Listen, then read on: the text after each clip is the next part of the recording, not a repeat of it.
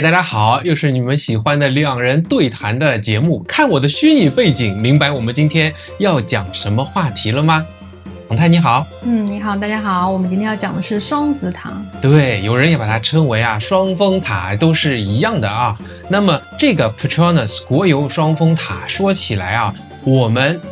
来大马这么久，居然一次都没有去过，还是一个怎样的机缘我们才去到双峰塔呀？其实也没有什么很大的关系啦，因为昨天去完之后，在我们观众群里面问了一下，我们发现很多马来西亚本地人他们也没有上去过，所以我的负罪感又减轻了不少我是去了以后呢，更加感到可惜，早知道就应该早点去。而且呢，我跟你讲这个不太一样，我是一个什么？你把我形容为叫凡塔必登的一个人是。凡是有高塔、电视塔这种高峰我就一定要上去鸟瞰一下这个能够看一看，它下面是一个什么风景。但大马观众讲的这个我也理解，作为一个土生土长的上海人，东方明珠电视塔，我也是2年前陪我父母第一次上去的。等一下我们还会讲到这个我观感的比较。那么这一次也是借着你父母来这里玩的机缘，我们才有机会说，不然就去看一下吧。其实也是想带着老人家逛一下，来了呢主要的景点不要错过。但我内心不想去，你知道是为什么吗？我不知道，我是很想去的，所以我很想知道你为什么不想去。OK， 我不想去就是源于作为上海人爱凡塔必登的这么一个人2年前带我父母还有小孩子第一次去上海的东方明珠电视塔。那个体验其实是有一点糟糕的。怎么个糟糕法呢？首先它那个票价也就不说了，还行，但是呢很热的天，你在外面就要排很长的队，很热就是它外面又要一道一道安检，你知道吗？然后还要等大家等齐了以后进去，这下面旋转又排着很多人，全国各地的游客都要来看这个东方明珠塔那个正常对吧？因为大家都喜欢看，但是它的这个参观的体验是很糟糕的。你即便排了这个队呢，是所有人还是一窝蜂的乘着电梯上去。东方明珠电视塔我们知道1995年这个开幕，所以到现在呢整30年，我2年前去的，那也是将近30年。所以它的这个维护让你感到地板上你仔细看那些石板然后在上面的那些维护，它的顶上它的边上都已经其实是有一些破败破旧了，而整个通风和空调系统也不是很好，在上面你就感觉像什么呢？我说难听一点就像我们早上去的这个福隆大巴沙这个感觉。我有视频为证很多人大巴沙的海鲜区吧？没有，味道还好，确实是有些味道，没有什么清新的味道然后维护不是那么好，很多外地来的游客呢，他们就坐在地上，瘫坐在地上，盘坐在地上都有的打牌嗑瓜子打牌嗑瓜子，是那个看的地方呢又拥着都是人，反正就又热，你好不容易凑到一个角落看了一会儿就走了，心中就暗下期许，这样的高塔以后看来这个毛病该改了，再也不要去了。所以导致到这边我就从来没有一丝想法说去登上咱们的对，又来了，咱们又来了咱们的双峰塔去看一下。这么一看真的是大大改观。对，我觉得上海东方明珠造了这么多年，我也从来没想过要去因为我觉得东方明珠造了这个位置它周边的交通非常之不便利所有的公共交通都要走很长一段路，然后你停车场的话也要走个1-2公里吧，整个都是没遮没拦的。大热天的话是热死，大冷天的话是冷死，就是你在进到东方明珠之前，那个是非常非常痛苦的一段长征是的那么以防被说我是中黑马吹这还是叠个甲吧。我觉得中国确实还是有很多很好的景点，我们很喜欢。仅说这个同样的东方明珠电视塔，我确实不是很喜欢那么实事求是，行，我们现在来讲一讲昨天我们去参观双峰塔，先讲一讲这个过程中你的体验怎么样，有哪些值得称道的，然后我们来讲我们的一些感受吧。我是觉得一直很美好我其实很早就应该去了。当时我还在工作的时候，我记得是2023年，我 plan 我们自己团亚太法务部的一个 team building， 我就把它选在了这个马来西亚。然后当时安排其中的一天的活动是让我的 team 去参观这个双子塔，结果我功课没做好，秘书跟我说这玩意儿不能够当天订，因为我有一个惯性思维，我想这么大热的火热景点，像是我们中国人都很爱做生意的嘛，这马来西亚肯定有生意也要做嘛，当天去当天买票就可以了。所以这就导致了我的团队到了那边之后，我们是败兴而归。可是当时给我留下了一个非常深刻的印象，我就没有想到说双峰塔在等待的这个进入的这个场馆位置，就是冷气这么足，然后人很少，你知道吗？因为它是全预约制的，这就导致了它每一次就是每15分钟一个间隔段。它就固定人数是在那边，完全没有我们上海那种吵哄哄的那个样子哦。你就感觉一切都是井井有条，就在我们以前登迪拜塔你都没有看到过。所以那一次我跟我们团队去了之后，虽然没有登城，但是我就对双峰塔，包括就整个走过去，你感觉说这怎么不像是20几年前造的这个建筑？你要错金的话，可能是去年那个 Grand Opening 我都相信，所以我就一直是有个很美好的印象。然后，所以这次我也是提醒你嘛，我说我们一定要先在网上订好票。网上定到几点钟，我们就几点钟去。我是知道的。其实你看，你是差点错过嘛。我呢之前因为去过国邮科学馆，我知道连国邮科学馆都是要预定的。那我们这套流程啊，跟大家说一下，一定要在它官网上面去买票预约啊。那它的时间段就像王太讲的，每15分钟一个档次来预约。晚上啊非常热门啊，请您早一点去。那么他呢还要求你提前15分钟报到，就最好已经到达在那一边在网上的票价呢，像我们这样外国人non-citizen 是成人是98块钱，对吧？对的。老年人 senior citizen 是有优惠的senior 跟12岁以下的儿童都是50块马币就差不多一半。那么大马人持 My Car 呢，就要更加便宜了这个还是很羡慕你们，35块。我们这个算小贵一开始我觉得说，你看又是灯塔，我不喜欢，又是小贵那么就带着老年人去吧。到了那里，第一个印象跟王太讲的是一样的，因为它其实跟外面 Surreal KLCC 这个阳光百货的气温是差不多的，是吗？是很舒适的那种冷，像我们这种胖的很喜欢这样的温度，感觉比 Surreal 还要再冷一点。同时感受到就是人不是那么多，对的，对吧？它因为就严格控制好，我们是3点不到1点去，那边的当天的售票亭全部都关闭了，然后一个牌子就立好说就是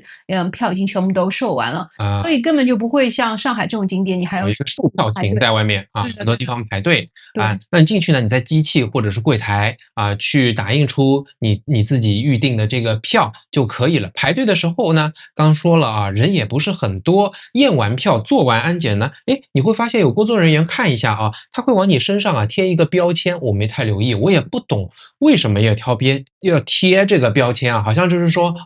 你到我们这边来旅游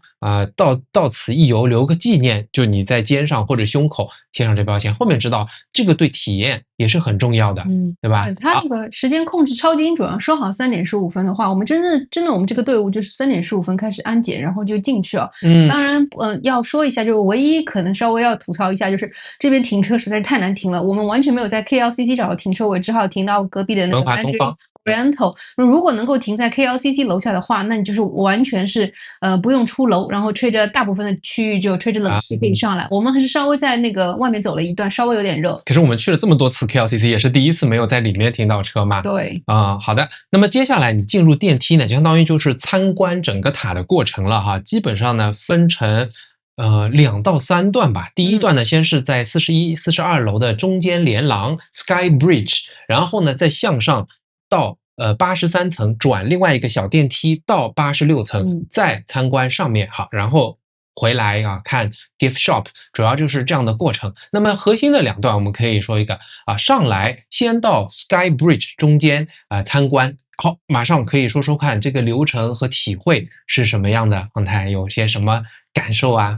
就是2个感受吧。第一个感受，感觉它不是商业化很明显，因为我们去一些其他什么迪拜塔啦，包括美国的那个 Boston 的那个什么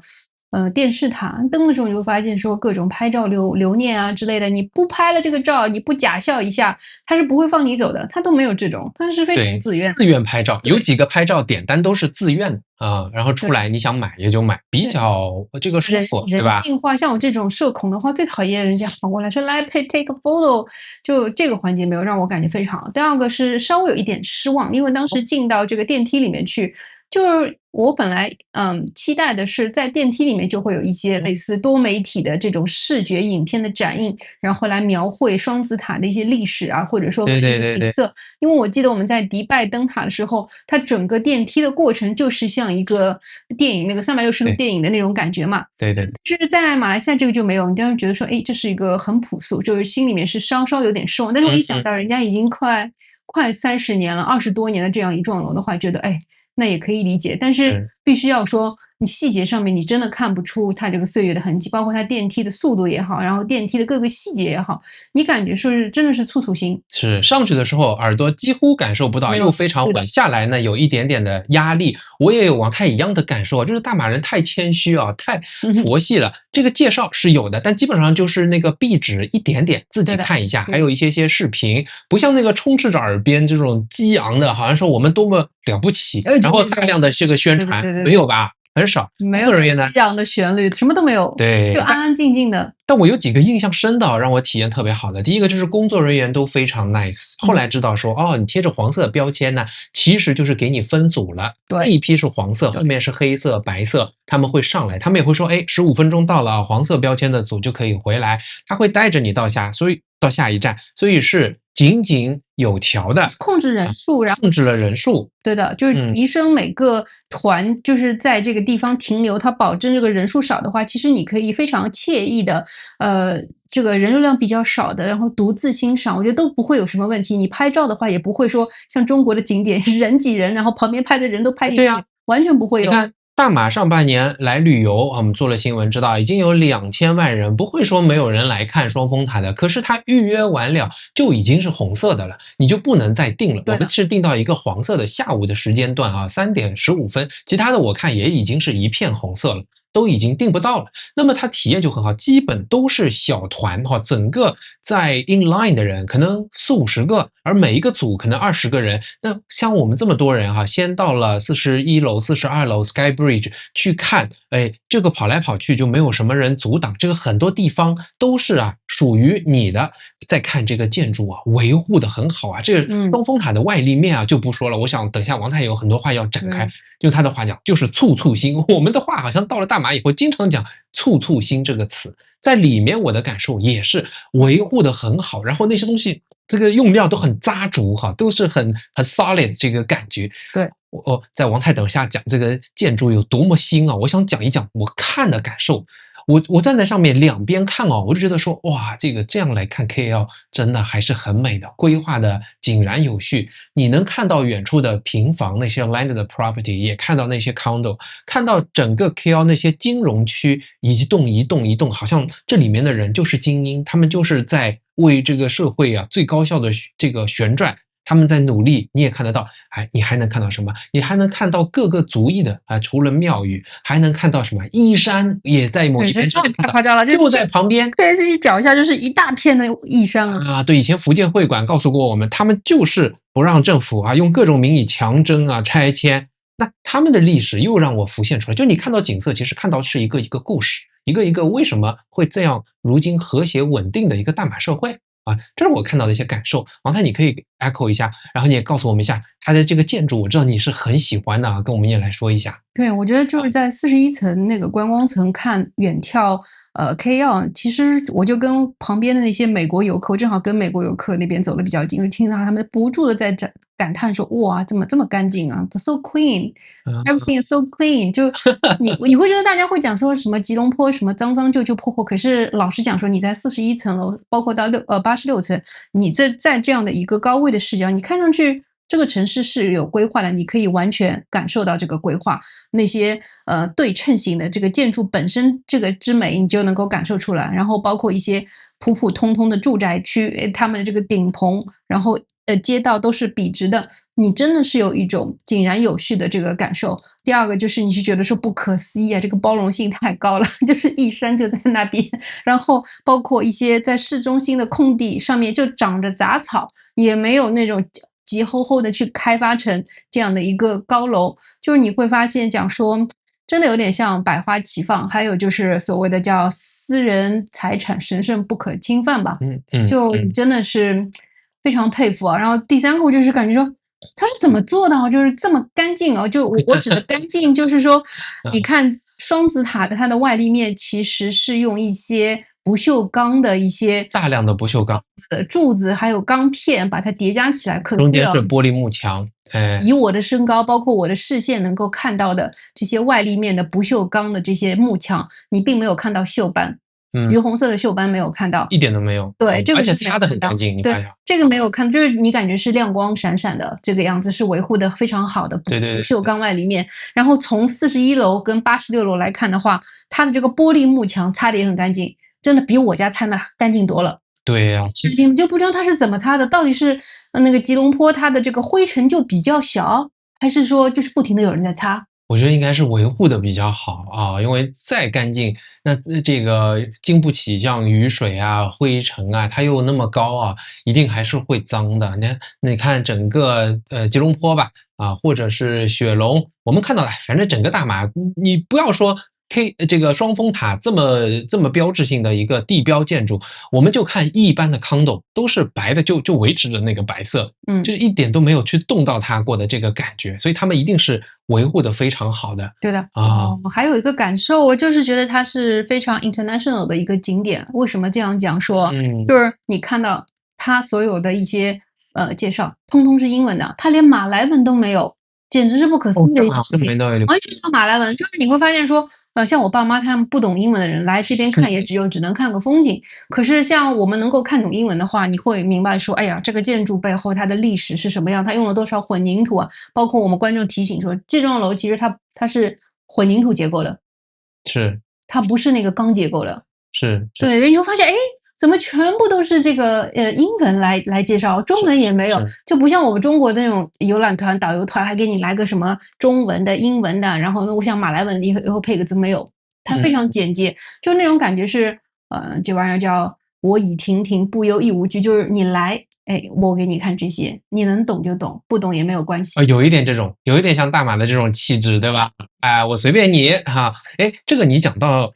没有其他语言，我就突然想到，它也没有那种什么导览器，这个地方扫个码，没有的，也没有导览员。其实你有时候讲的是对的啊，因为它那个听出来的那个话，往往就是一大段，其实是挺打扰你的这个参观过程的，因为你不停的会被他的讲述所打断嘛。对，那我就突然回想起来，除了人数控制好，服务态度很好，很新，那它的这个体验还好在什么地方呢？就每个地方你可以随心所欲，真的是随着你自己的安排，你想待多少时间？虽然有时间，但是足够了，一个10分钟，上面15分钟，你可以看得非常沉浸式的观看，真的也连这个介绍、连导览这些都很少打扰你，非常安静，又站在这么高，换了一种低空经济，我们讲对吧？低空的视角能够看到整座城市。我觉得人少，它也能够变相的，就是提醒游客的这个素质啊。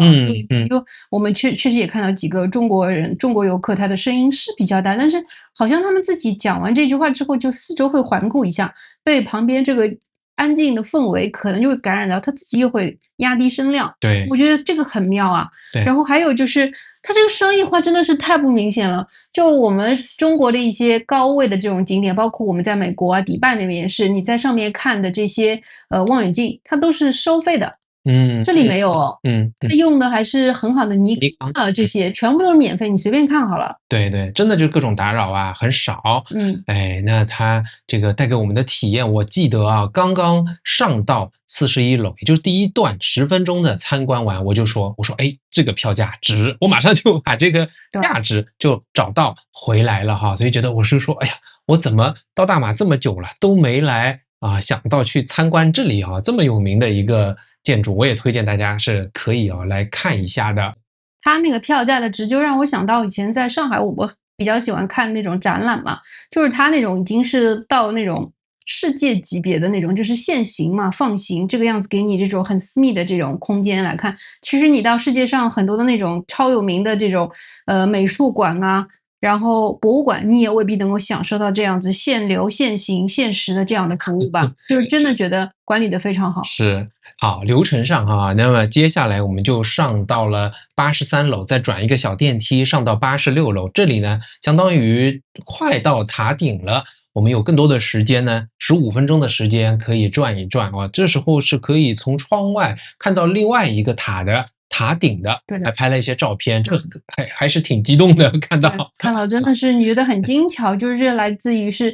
伊斯兰的这个传统的图形的演变吗？其实你会发现是左右对称之外，它有很多的圆形跟直线的叠加，这个叠加出来，包括这个钢结构外立面的这个装饰，就是感觉是很精美的一件艺术品。是的，是的，拍出来的照片不用修图，它就是很美。还有什么感受吗？还有的感受就是你会发现说，伊斯兰教的这种传统的文化，这种传统的图案啊，它竟然运用在建筑上。你在感到大气的同时，你会感受到极致的一种精美。是。然后你能够明白这里面所说的，它这个楼要体现出的是 unity, rational 啊，对吧 ？harmony 对，伊斯兰的一些精神嘛。确实，你看到这些元素的叠加之后，我不知道为什么我每次看到这幢楼，我都感到它的一个精巧，还有就是会愿意停留，花一点时间去欣赏它，把它当一件艺术品。对，就好像他自己会说话，对吧？我其实刚来的时候，一开始看到它这个形状，觉得很特别，我就在想，从上往下看会不会有些什么寓意？我当时就去搜了，就知道哦，是用了一些伊斯兰的这个基本的分形，然后形成这个八角星嘛。那么它什么时候开业啊？多高啊？它建筑的一些故事，我相信很多人都知道。我呢就做了一些搜索，我想讲一讲，有可能这个大家不太知道，或者说有可能相对少了解的，我们也分享一下，好吧？因为它首先呢是1999年8月31号，那么就是这个马迪卡嘛，开幕的。我当时就在想两个事情，你知道是哪两个事情吗？不知道。1999年8月30号，我觉得第一，1999年8月31号又是马迪卡，那么2000年快到了，当时大家看到这样的一个双峰塔，代表马来西亚的一个地标建筑被建成，会不会都是群情激昂的，非常兴奋的非常提升整个大家的那种自豪感的，会感到这个很为大马感到骄傲的？这个我不懂因为这个也没法回到历史的当下，我觉得请大家也来 comment 一下我想到第二个事情就是1999年，那么他就经历了 AFC， 也就是这个当时的亚洲金融风暴。我们知道那个时候大马是受到冲击的嘛，所以我就去了解了一下确实因为这个亚洲金融风暴呢，它的工期稍微有一些延后，而它大量的这个玻璃和外立面的这些钢材都是要靠进口的，大概16亿美金造价的30%到40%都是那些外立面的玻璃和钢结构，那他们大概使得整个这个成本增加了2亿到4亿美元。那就0.2到0.4个 billion。 然后我再问问看王太，你知道这个双峰塔算是谁出的钱？是政府出的吗？肯定政府啦，在东方明珠就是政府出的，对吧？对啊，它是这个 Petronas 完全由他出的钱但 Petronas 本来就是国有的嘛所以间接实际上是国家出的，但它呢算是国油出的。但是国油从90年代开始就位列500强，它当时呢年收入150亿美金，然后它呢这个项目5-6年的时间出个10几亿美金，还算是 OK 的。然后它这个分了一段时间嘛，国油到现在呢还是这个500强，现在收入已经有700多亿美金了，这也是一个好玩的事情。你还有一个，我想你不知道能不能猜到就是特别有趣，也很符合大马我们最近播新闻的一些体会。社会各界有不同的声音，就像你刚刚讲的，它用掉30万吨混凝土，然后引起什么很多环保人士的抗议。当时就是说你这个对当地的这一片下面的植物动物这个地貌然后又用了那么多混凝土，不环保。然后 Petronas 呢还很在意大家的声音，因此在旁边我们看到 Suria KLCC 出去就是那个叫 KLCC 公园，对，它其实占地20公顷，50个 acre， 然后种了1900棵树，就是用来平衡他们这环保的一个决心。而很著名的喷泉，你看它这个就在它门口的这个喷泉其实它用的水是双峰塔的雨水回收下来的。对的，是挺环保的。那也是为了回应大家对你不环保的这个议题那么差不多落下去的水呢，一年有30%到40%是可以用于回收，这个回收量是很大的，大概有400万升一年，差不多整个市政用水本来要用多少水？比方说本来要用100，现在只要用70，就它能够减少30%的市政用水，又用于门口的这个喷泉。对，还可以灌溉那个1900棵树，所以我觉得它这个公园造的也很好啊。这里面有儿童设施，旁边还有清真寺，我们每次去那里也是会在那里会停留一下，感觉是很惬意、很放松的一个地方嘛，一个公共空间。对的。所以听我也说补充一个，就我听我们一个可能是建筑行业的观众，就是讲到说，当时双峰塔的2个塔分别是由2个 contractor 来自不同国家的 contractor 来完成的，日本、韩国是吧？对，然后造完之后就发现当中造这个连廊是发现了一些问题，可能水平高度不一致啊，总之是攻克了很多技术上的难关，把这个连廊才把它造出来。我们这个朋友观众形容的这个就可能是有很多工程师的血泪在其中。有很多人会提到这个事情嘛，它比较难造啊，它也要考虑一些抗风啊，各种各样的因素啊。那实际上因为它的地质啊，这个吉隆坡地质是比较多变的，设计的时候呢就有设计一个要素，我不知道我们远远的在高架上啊就会看到，塔一呢是主塔，就是 Petronas 的总部就在这里，它呢塔顶他们2个是一样高，但是呢塔一的那个就是办公的那个位置啊，那个楼层呢要比塔2呢要低上50米，然后呢更尖一点，就显得呢就是它的一个主塔的地位。塔2呢是租给别人的 Microsoft、IBM 啊，以前华为的总部也在这里，亚太的总部啊，所以它是租的，它更高呢显得更圆胖一些吧，应该是，他们2个不一样。不过他们呢又强调说这是体现了伊斯兰的那种多样性和包容。是吗？包容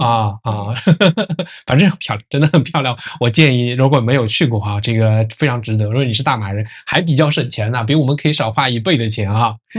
应该是要去看一下啊，这个非常不错的一个体验。还有什么跟我们分享吗？我觉得就是这可能不一定是所有的中国游客都能够欣赏的一个景点，因为他们可能觉得说中国还有更高的楼，然后还有更漂亮的楼。可是对我们来说的话，我是能够感受到这是一件建筑艺术的珍品，然后是被马来西亚人非常小心翼翼的捧在手里，在精心呵护的。在参观的过程当中，除了建筑本身的这个美丽之外，我能够感受到的就是精心维护带来说，这个就像我们以前所说的叫盘的包浆，这种岁月给它的这种很有光泽，但是是非常含蓄的赋予这个建筑2次生命的这种美，我感觉真的是很让我震撼。鼓掌。就是我主要觉得你这个讲的很对呢，是一个东西建成它只是当下，对，它当时可能是最高的，比方说它建成就是为了超越1996年在芝加哥建成的那个 Sears Tower， 我们去过的 Sears Tower， 那个也是400多米，它就为了超过一点点，那它到现在还是世界上最高的，因为它这种双峰建2座塔双塔，还是世界上最高的。不过再怎么高，再怎么样，建成 OK 就完成了。它正因为要小心翼翼的呵护，让它能够到现在还能够发挥出经由时间来带给它的价值，对吧？这个维护连 Surreal KLCC 维护的都是很好。对，它就没有我们在美国那个 Sears Tower 啊这种年代感没有。苍老感也没有，你感觉的它就是一个经典的，好像是看不出年龄的，反正就是美，反正就是美。那讲到一样东西很古早、很经典，又有创新，能够带给大家，你有想到什么吗？我靠，药膳鸡腿。元气药膳鸡腿用了大马的传统的华人味道，放了多少种药材？18种。高档的真的中药材，没有什么乱七八糟，都是美美的漂亮的。这个图片有给大家看过，加上欧卡的嫩滑的大鸡腿，清蒸当天斩杀的200克一个的全鸡腿，这碗汤哇，这个里面还能吃到一点点人参须。我们给一些第一批出货的顾客，他们已经尝到，他们说什么？这就真的好吃，真的就。我就说每个大马人都应该吃一下，是吧？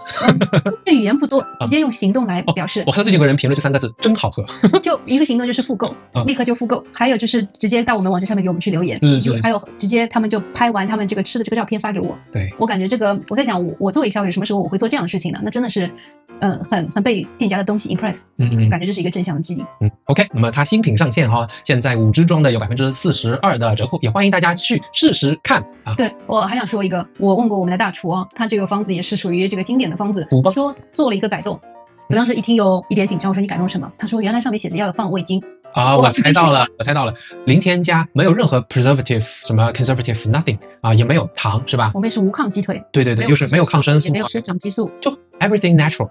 但是就用我们的小银包变成一个你非常方便在家里就可以复原的这样的一个古早味的美味。对，大部分可以给你复原的东西，要么很健康但很难吃，要么呢它做的很美味，但是用了大量的添加剂。我们是 nothing， 没有味精，没有糖，对，添加剂什么都没有。对，但我感觉比我们在外面吃到那些肉骨茶更浓郁，对吧？好搞啊！真的很浓郁。好的，谢谢大家，很开心啊，拜拜，拜拜。